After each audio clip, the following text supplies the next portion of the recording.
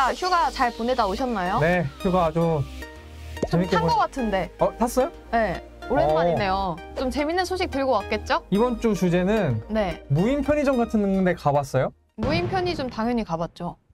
요즘 엄청 많잖아요. 네. 네. 자주 가요?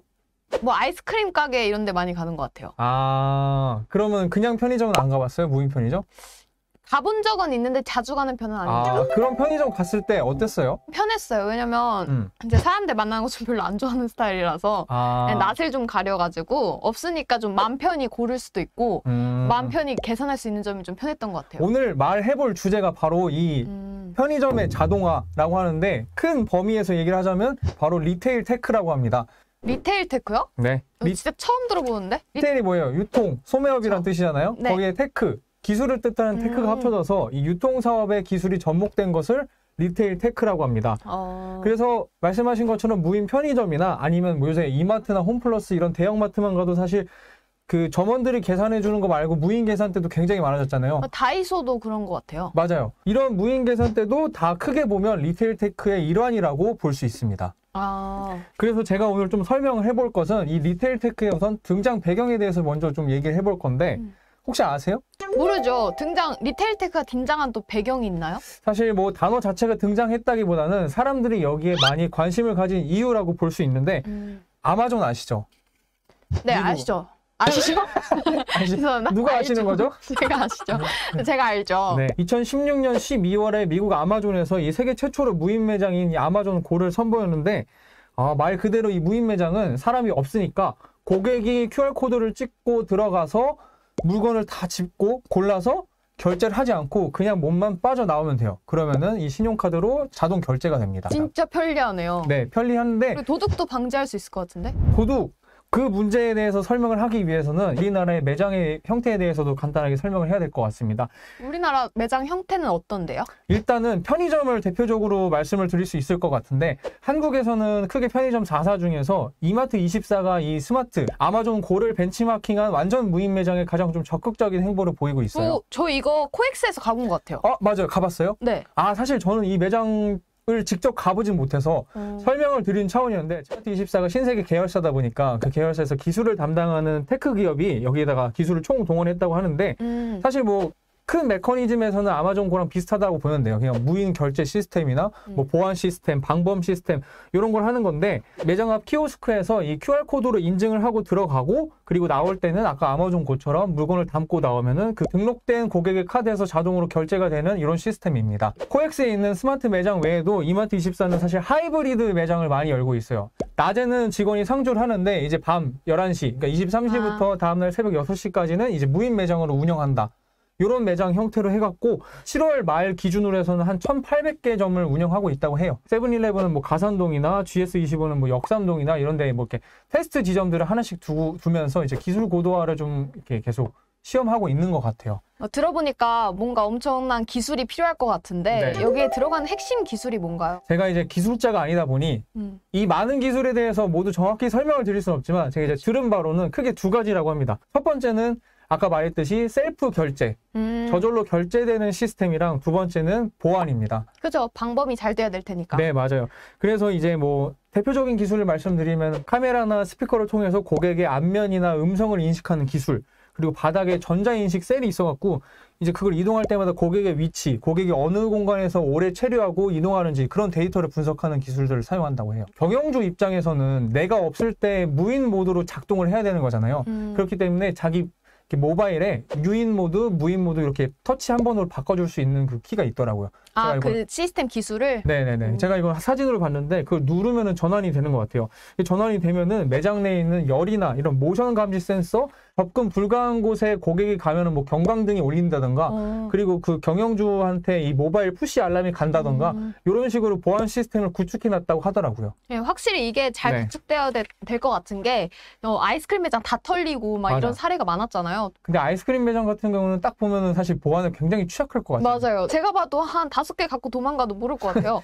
그냥 뭐 3개만 결제하고 개인의 양심에 맡기는 건데 그쵸. 아무튼 편의점에서는 이런 기술을 계속 고도화하는 작업 이런 단계다라고 이해해 주시면 적절할 것 같고 그리고 마지막으로 가장 중요한 거는 CCTV입니다. 아, 그렇겠네요. 네, CCTV가 일반 매장보다는 좀 더 화질이 좋은 걸로 해서 한 2배 이상 설치된다고 합니다. 그러면 그 비용이랑 직원을 쓰는 비용이랑 뭐가 더 효율적이죠? 지금 단계에서는 이 아무래도 직원을 쓰는 비용이 좀 더 수익적인 측면에서는 효율적이라고 알고 있어요.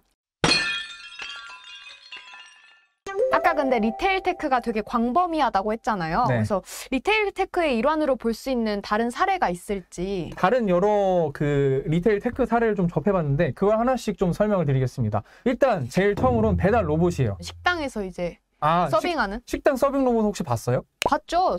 제가 제일 자주 가는 단골 가게가 아, 그래요? 식당, 로봇이 서빙을 해가지고. 그거를 이제 편의점에서 내가 모바일 앱으로 물건을 사면요. 편의점에서 그 로봇이 그거를 갖다 준다고 생각하면 돼요. 그게 시스템이 어떻게 되냐면 그 이렇게 펄펄펄펄 이렇게 굴러가는 로봇이 있는데 거기 뚜껑을 열고 고객이 주문한 상품 있잖아요. 네. 그걸 여기다 넣어. 그다음에 닫아.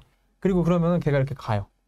아, 그러니까 편의점 밖으로? 밖에. 아, 지금 요 로봇 배달 같은 경우는 편의점 4사에서 모두 하고 있긴 한데 뭐 대표적으로 세븐일레븐 사례로 설명을 드리면은 방배동 일대에 한 3점포에서 한 3가지 정도 로봇을 운영을 하고 있어요. 이미 하고 있네요. 네, 근데 이게 상용화라고 보기는 사실 어렵고 아까 말씀드린 것처럼 기술을 고도화하는 단계에서 계속 이제 시행착오를 경험하고 있는 단계다인 것 같고 가장 최근에는 이 건국대학교 캠퍼스를 대상으로 해서도 운영을 했었어요. 그게 왜냐하면은 실내에서 하는 거 봤잖아요. 네. 그러면 그 로봇이 좀 더 영역을 확장해 나가야 되는 거잖아요. 실외로 가고 근데 실외에도 주택가 형태가 있고 뭐 대학가 형태가 있고 형태가 다르잖아요. 네. 이런 상권들에서 테스트를 해나가는 단계입니다. 아, 아직까진 초기라고 보면 되겠네요. 그리고 뭐 다른 거 또 갔다 본 거 하나를 말씀드리면 드론 배송이에요. 드론 배송. 잠시만요. 제가 알기로 드론은 맘대로 날릴 수 없잖아요. 네. 그 장소에 지정된 장소에서만 날릴 수 있지 않나요? 드론 배송도 사실 이제 실증 사업을 계속 해나가고 있는 단계인데 지난해 같은 경우에는 이 도심 수도권에서는 하질 못했어요. 대신에 이 뭐 경기권이나 뭐 강원도 이런 쪽에서 야영장, 캠핑장, 펜션 배달하기 어려운 그런 지역들 있잖아요. 그런 데서 이렇게 운영을 하다가 요번에 제가 갔다 온 데는 성남시 그래도 어느 정도 수도권이잖아요. 그렇네요. 거기 탄천에 물놀이장이라고 있어요. 컨테이너 박스가 있는 어쨌든 거기 관제탑인데 거기서 주문을 받아요. 네. 그러면 드론이 거기 이렇게 2대가 있거든요. 어쨌든 사람이 집어서 물건을 드론 안에다 넣어요. 아, 드론 안에 넣고 탑재되면은 거기서 이제 관제를 해요. 이렇게 날려. 거기서 사실 느꼈던 거는 에러가 그래도 조금 있어요. 일단 첫 번째 기술적 에러는 뭐였냐면은 따다다다다 해서 날아가고 우리가 먼저 거기 도착을 했어. 차를 타고 먼저 도착을 했는데 사실 직선거리를 따지면 드론이 먼저 도착을 했었어야 됐거든. 근데 예상 시간보다 더 걸렸다는 거지. 다른 데로 돌아갔구나. 거기까지는 모르겠는데 생각보다 느렸어. 그렇구나. 그게 첫 번째고 둘째는 여기 와서 물건을 스테이션이 있는데 거기 물건을 떨어뜨릴 수 있게 이렇게 막 풍선 같은 그런 거 해놨는데 거기다 물건을 못 떨어뜨리더라고. 못 떨어뜨려? 못 떨어뜨렸어. 그거 에러 났어. 못 떨어뜨리면 어떻게 되냐 했더니 다시 가더라고. 다시 가야 돼.